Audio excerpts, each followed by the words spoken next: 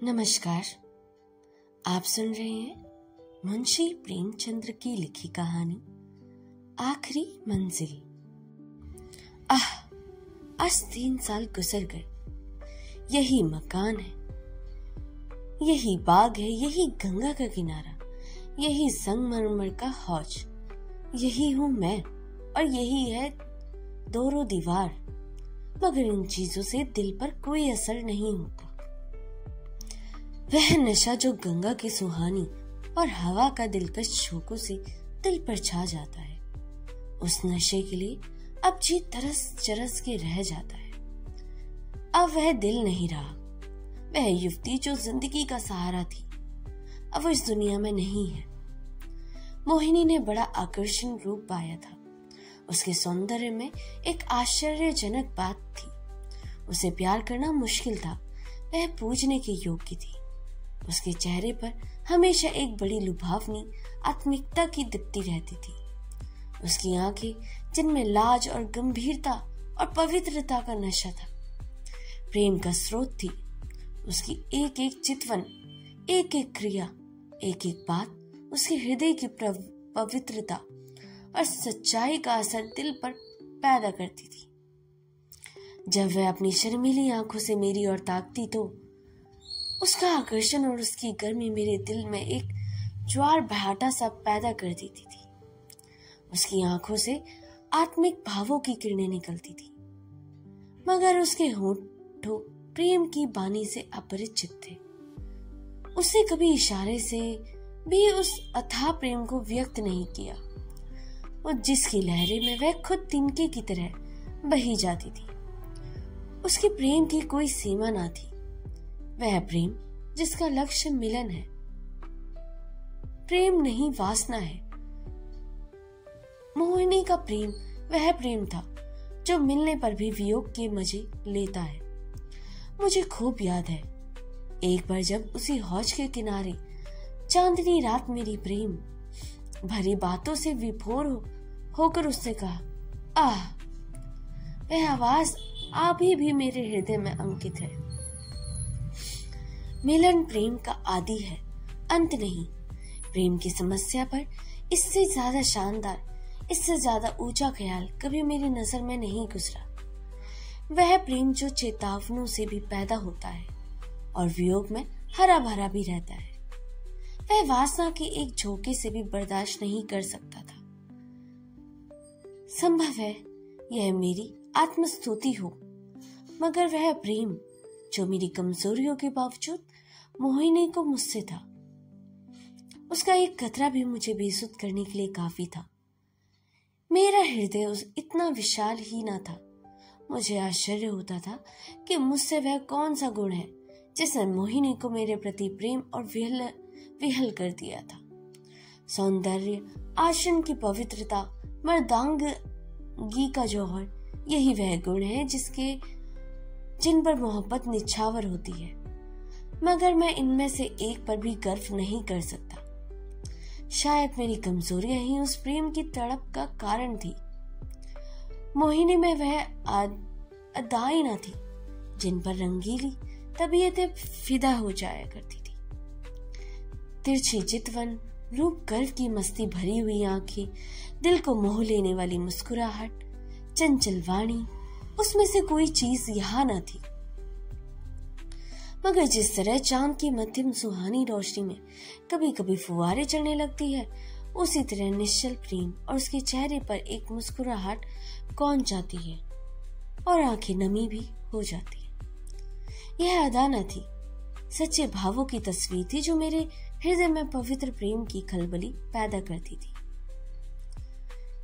शाम का वक्त था। दिन और रात गले मिल रहे थे। आसमान पर मतवाली घटाएं छाई हुई थी और मैं मोहिनी के साथ उसी हौज के किनारे बैठा हुआ था। ठंडी ठंडी बयार और मस्त घटाएं हृदय के किसी कोने में सोते हुए प्रेम के भाव को जगा दिया करती थी। वह मतवालापन और उस वक्त मेरे दिलों पर छाया हुआ था। उस पर मैं हजारों खुशमंदियों को कुर्बान कर सकता हूँ। ऐसा मालूम होता था कि उस मस्ती के आलस में हमारे दिल बेताब होकर आंखों से टपक पड़ेंगे। आज मोहिनी की जबान में भी संयम की बेड़ियों से मुक्त हो गई थी और उसके प्रेम में डूबी हुई बातों से मेरी आत्मा को जीवन मिल रहा था। एकाएक मोहिनी ने चौंक कर गंगा की तरफ देखा। हमारे दिलों की तरह उस वक्त गंगा में उमड़ी हुई थी। पानी की उस उत्कन उठती गिरती सतह पर एक दिया बहता हुआ चला जाता था और उस पर चमकता हुआ अक्सर थिरकता और नाचता एक पुष्चल तारे की तरह पानी को अलौकित कर रहा था। उस नन्ही सी जान की क्या बिसात थी। कागज के चंद पुर्दे, बांस की चंद तिल्लियां, मिट्टी का एक दिया कि जैसे किसी अतृप्त लालसाओं की समाधि थी जिस पर किसी दुख बांटने वाले ने तरस खाकर एक दिया जला दिया था। मगर वह नन्ही सी जान जिसके अस्तित्व का कोई ठिकाना न था, उस अथाह सागर में उछलती हुई लहरों से टकराती, भंवरों से हिलकोरे खाती, शोर करती हुई लहरों को रौंद चली जाती थी। शायद जल देवियों ने उसकी निर्बलता पर तरस खाकर उसे अपने आंचलों में छुपा लिया था। जब तक वह दिया झिलमिलाता और टिमटिमाता, हम दर्द लहरें झकोरे लेता दिखाई दिया। मोहिनी टकटिकाई लगाई खोई सी उसकी तरफ ताकती रही। जब वह आंख से ओझल हो गया तो वह बेचैन सी उठ खड़ी हुई और बोली, मैं किनारे पर जाकर उस दिए को देखूंगी। जिस पर हलवाई का मन भावन पुकार सुनकर बच्चा घर से बाहर निकल पड़ता है। वह चाव भरी आंखों से देखना और अधीर आवाजों से पुकारता उस नेमत की थाल की तरफ दौड़ता था। उसी जोश और चाव के साथ मोहिनी नदी के किनारे चली। बाग से नदी तक सीढ़ियां बनी हुई थी। हम दोनों तेजी के साथ नीचे उतरे और किनारे पहुंचते ही मोहिनी ने खुशी के मारे उछलकर जोर से कहा, अभी है, अभी है, देखो वो निकल आया। वह बच्चों का उत्साह सा और अधीरता जो मोहिनी के चेहरे पर उस समय भी मुझे कभी ना भूलेगी।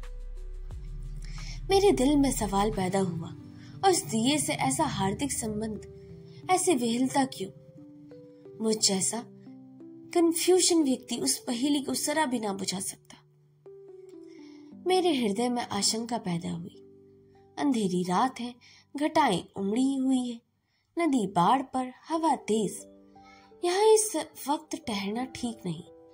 मगर मोहिनी वह चाव भरे भोलेपन की तस्वीर उसी दिए की तरफ आंखें लगाई चुपचाप खड़ी थी, और वह उदास दिया जो हिलता मचलता चला जाता था, न जाने कहाँ किस देश। मगर थोड़ी देर बाद वह दिया आंखों से ओझल हो गया। मोहिनी ने निराश स्वर में कहा, बुझ गया होगा। और उससे पहले मैं जवाब दूं, मैं उस डोंगी के पास चली गई जिस पर बैठकर हम कभी कभी नदी के सैर किया करते थे, और प्यार से गले लिपटकर बोली, मैं उस दिए को देखने जाऊंगी कि वह कहाँ जा रहा है, किस देश को। यह कहते ही मोहिनी नाव की रस्सी खोल ली। जिस तरह पेड़ों की डालियां तूफान के झोंकों से झकोले खाती हैं, उसी तरह ये डोंगी डमाडोल हो रही थी। नदी का वह डरावना विस्तार, लहरों की वह भयानक छलांगे, पानी की वह गरजती हुई आवाज, इस खौफनाक अंधेरे में इस डोंगी का बेड़ा क्यों कर पार होगा। मेरा दिल बैठ गया। क्या उस अभागे की तलाश में यह किश्ती भी डूबेगी? मगर मोहिनी का उस दिल उस वक्त उसके बस में ना था। उसी दिए की तरफ उसके हृदय की भावनाओं की विराट लहरें भरी गुजरती हुई नदी में बहा जा रही थी। मत वाली घटाएं झुकती चली जाती थी कि जैसे नदी के गले मिलेगी, और वह काली नदियां यूं उठती कि जैसे बादलों को छू लेगी। डर के मारे आंखें मूंद जाती थी। हम तेजी के साथ उछलते, कगारों के गिरने की आवाज सुनते, काले काले पेड़ों को झूमने देखने चले जाते। आबादी पीछे छूट गई, देवताओं की बस्ती भी आगे निकल गई। एकाएक मोहिनी चौंक कर उठ खड़ी हुई और बोली, अभी है, अभी है, देखो वह जा रहा है। मैंने आंखें उठाकर देखा। वह दिया जो का त्यों हिलता मचलता चला जाता था। उस दिए को देखते हम बहुत दूर निकल गए। मोही ने यह राग अलापन शुरू किया। मैं साजन से मिलने चली। कैसा तड़पा देने वाला गीत था और कैसे दर्द भरी रसीली आवाज। प्रेम और आंसुओं में डूबी हुई मोहक गीत की कल्पनाओं को जगाने की बड़ी शक्ति होती है। वह मनुष्य को भौतिक संसार से उठाकर कल्पना लोक में पहुंचा देती है। मेरे मन की आंखों में उस वक्त नदी की पुष्पोर लहरें, नदी किनारे की झूमती हुई डालियां, सनसनाती हुई हवा सपने जैसे रूप धर लिया था और सब की सब तेजी से कदम उठाए चली जाती थी अपने साजन से मिलने के लिए। उत्कंठा और प्रेम से झूमती हुई युवती की धुंधली सपने जैसी तस्वीर हवा, लहरों में और पेड़ों की झुरमुट में चली दिखाई देती और कहती, साजन से मिलने के लिए।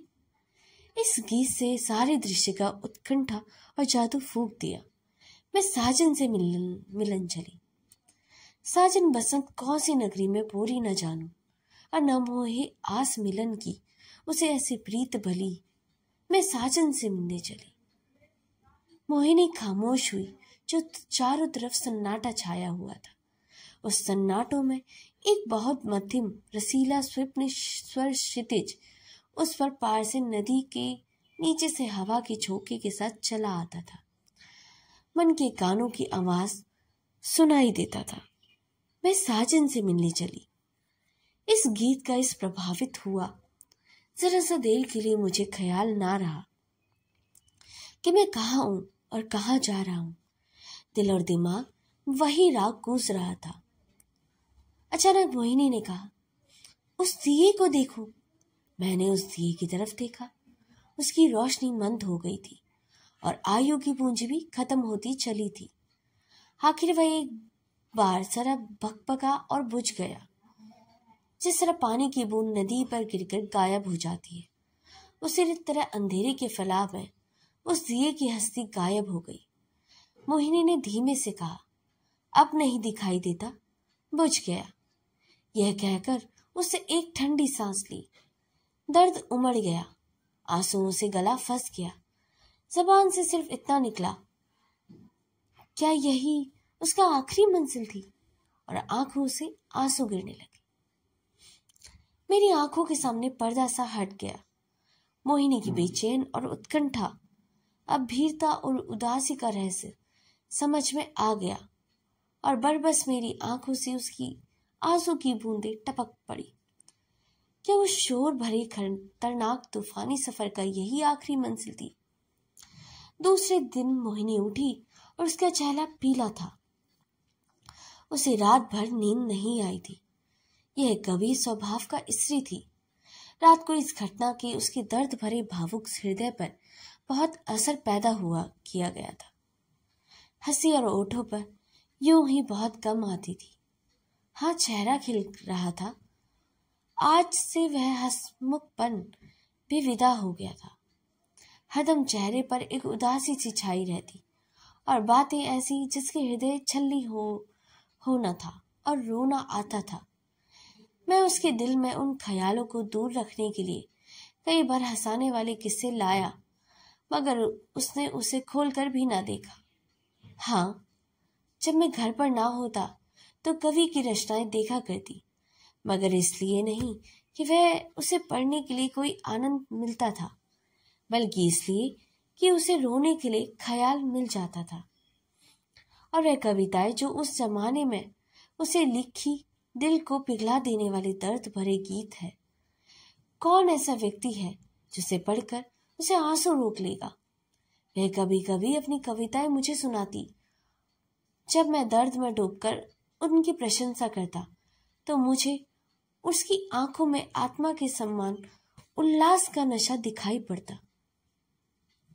हंसी दिल लगी और रंगीन मुमकिन है, कुछ लोगों के दिलों में असर पैदा कर दे सके, मगर वह कौन सा दिल है जो दर्द के बहाव से पिघल न जाएगा?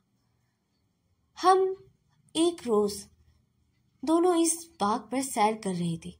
शाम का वक्त था, चैत का महीना था। मोहिनी की तबीयत आज खुश थी। बहुत दिनों के बाद आज उसके होठों पर मुस्कुराहट की झलक दिखाई दी।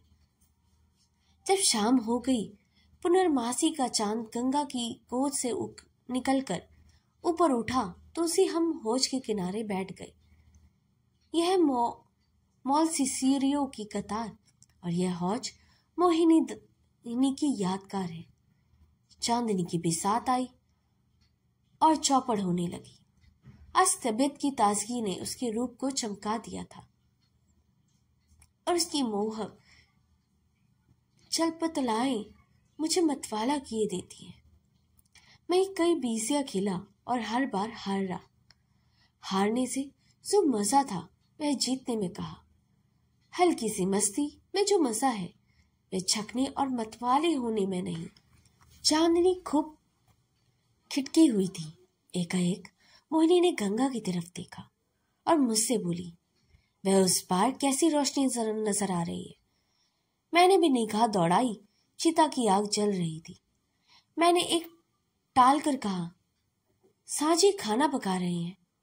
मोहिनी को विश्वास नहीं हुआ। उसके चेहरे पर एक उदास मुस्कुराहट दिखाई दी और आंखें नम हो गई। ऐसे दुख देने वाले दृश्य और भावुक और दर्दमंद दिल पर वही असर करते हैं जो लू की लपट और फूलों के साथ करती है। थोड़ी देर तक वह मौन और निश्चल बैठी रही, फिर शोक भरे स्वर में बोली, अपनी आखिरी मंजिल पर पहुंच गया। तो दोस्तों, यह स्टोरी यहीं पर समाप्त होती है। अगर आपको ये वीडियो अच्छी लगे तो इसे लाइक, सब्सक्राइब और शेयर करना ना भूलिएगा। मिलते हैं अगली कहानी में। तब तक के लिए धन्यवाद।